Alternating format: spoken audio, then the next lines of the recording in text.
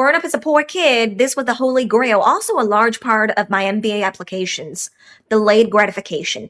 But what if I told you all this is just a big capitalist lie and also a huge gamble? First of all, let's answer the question, who can actually afford to wait? To people with assets, absolutely yes. Time is actually their best friend. Now you're right to question me, but please go on investor.gov and play with the compound interest calculator. Once you start with a certain amount of asset, you're going to realize time in market beats however much monthly contribution you're making as a middle-class American earner. But what about the majority of people? What about us who start with nothing? Time is risk. Sometimes even ruthless costs. I've seen way too many people who spend decades working hard saving up, hoping for one day in the future when they can actually enjoy it. But accidents sometimes arrive earlier than the future. Now, I'm not trying to ask you to blow up your savings or be completely hedonist. What I'm trying to say is that you should intentionally love and reward yourself with the little things you can afford in life that's going to increase your quality of life more than you think. So what if you spend $6 on that matcha latte, or a bouquet of flowers, or just a seafood meal